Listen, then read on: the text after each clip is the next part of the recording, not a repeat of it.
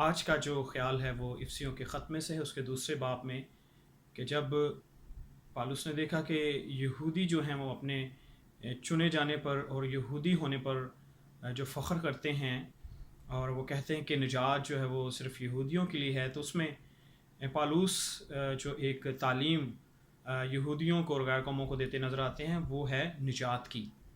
اور اس میں ایک ٹرائنگل نظر آتی ہے جس میں افسیوں اس کے دوسرے باب اس کی 5ویں آیت میں جہاں وہ کہتا ہے کہ نجات جو ہے وہ فضل کے وسیلے سے ملی ہے۔ اور یہ فضل کیا ہے؟ پالوس کے مطابق فضل یہ ہے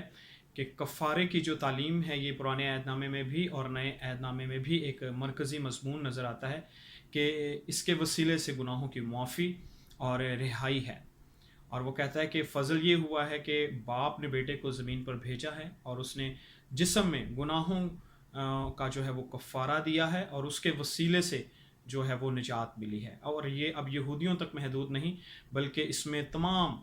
قوموں کے روبرو یہ نجات تیار کی گئی ہے۔ اس میں مختون اور نامختون ہونے کی بات نہیں، بلکہ وہ یہ کہتا ہے کہ یہ خدا کے فضل پہ ڈپینڈ کرتی ہے کہ جو اس نے فضل کر دیا ہے وہ سب قوموں کے لیے ہے۔ اور پھر جو اس ٹرائنگل کا دوسرا کونا ہمیں نظر آتا ہے وہ ہے ایمان، 9ویں آیت میں جہاں لکھا ہے کہ تم کو ایمان ہی کے وسیلے سے فضل ہی سے نجات ملی ہے۔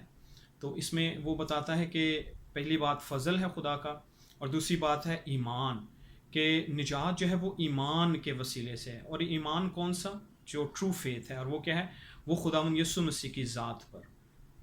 پھر کیونکہ دنیا میں بہت سے ایمان ہیں اور وہ بھی انسان کی رہائی اور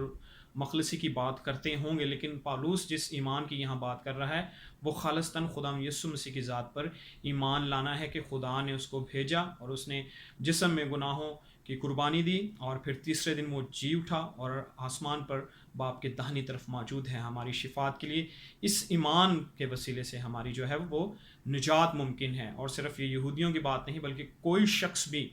جو ہے وہ اس بات پر ایمان رکھے گا اس کی نجات خدا کی طرف سے ممکن ہو چکی ہے اور اسے مل چکی ہے۔ اور اس ٹرائنگل کا جو تیسرا کونا ہے وہ بتاتا ہے کہ پالوس کہتا ہے کہ یہ نجات جو ہے یہ ہمارے کاموں کے سبب سے نہیں ہے، جو ہم راست بازی کے کام کرتے ہیں، جو نیکی مال کرتے ہیں،